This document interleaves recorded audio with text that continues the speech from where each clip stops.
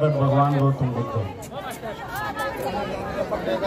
विश्वरत्न बौद्धिसत्व संविधानकार doctor Babasaheb Ambedkar यांच्या कार्याला प्रतिमेला त्रिवार अभिवादन करतो। धम्मपीठावरती उपस्थित पूज्य भंतेजी आणि भारतीय बौद्ध महासभेचे सर्व पदाधिकारी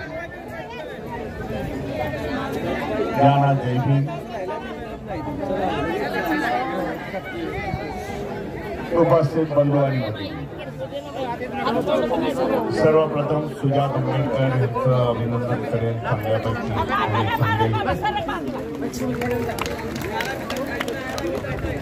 एक उणीव भरून काढण्याचा त्यांनी प्रयत्न केला।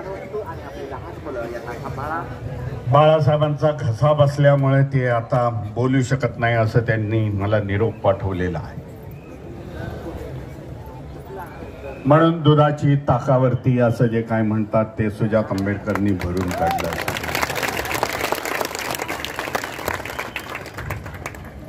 उपस्थित बंधू भगिनीनो, समता सैनिक दलांचं मी अभिनंदन करेन की एवढ्या मोठ्या आलेल्या संख्येने बाबासाहेबांना अभिवादन करण्यासाठी, ज्याचा आकडा बाबासाहेबांना अभिवादन करण्याचा 8 ते 9 लाखाचा आहे 4 तारखेपासून, आणि 4 तारखेपासून समता सैनिक दलाचे जवान, महिला समता सैनिक दल या चैत्यभूमी आणि आजूबाजूच्या परिसरामध्ये सुरक्षेचं जाळं ज्याने उभं केलेलं आहे।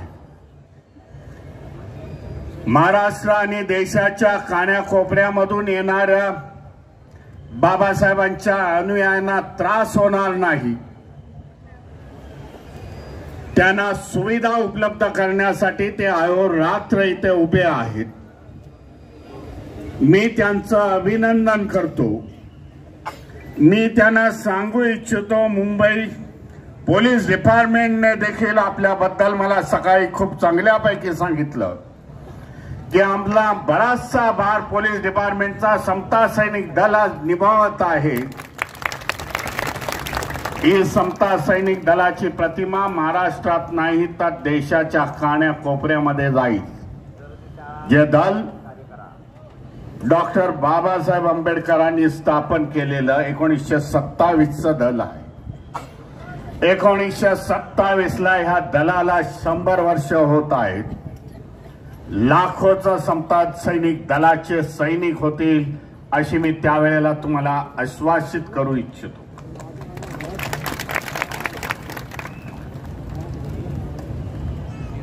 सगळ्या वक्त्याने सांगितले अद्वितीय असं उदाहरण आहे,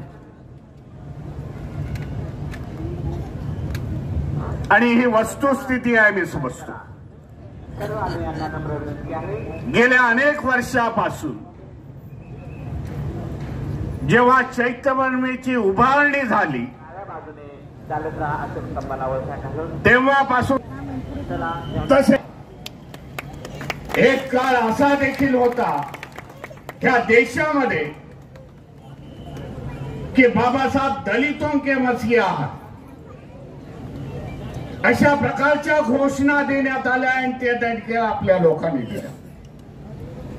उत्तर प्रदेशच्या लखनौच्या अशा मंचकावरून मी म्हटलं, जिनकी पढ़ाई नहीं, जिन्होंने बाबा साहब कभी समझा नहीं, जिन्होंने बाबा साहब की राजनीति का इस्तेमाल किया, बाबा साहब के इस्तेमाल करते करते 4 बार मुख्यमंत्री बन गई, उनकी ये घोषणा है, उनको मैं निषेध करता हूं।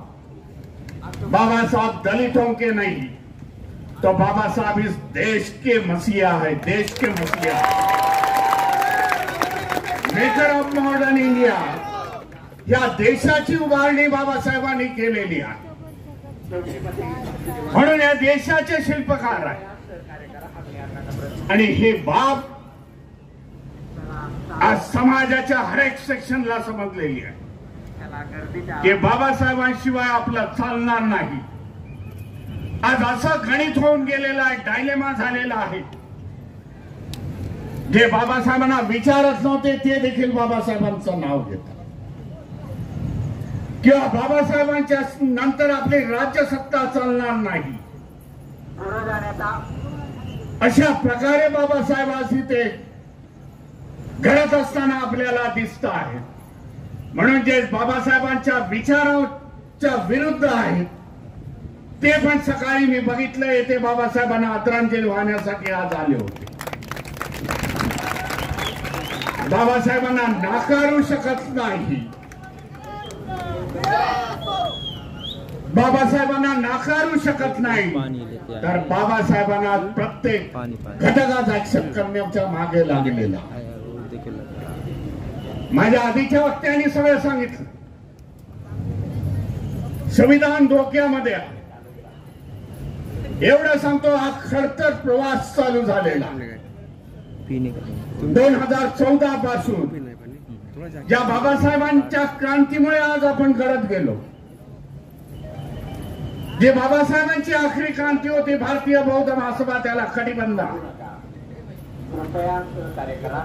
भारतीय बौद्ध महासभेने ही बाबासाहेबांची धम्मक्रांती सीमित ठेवली नाही.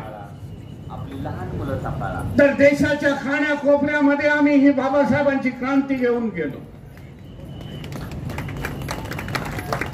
म्हणून कॅप्टननी आता सांगितलं आम्ही धम्मरथ, आमचा संविधान रथ बाबासाहेबांच्या 26 अलीपूर रोडवरून आम्ही सुरुवात केली. ज्या दिवशी बाबासाहेबांनी आपला अखेरचा श्वास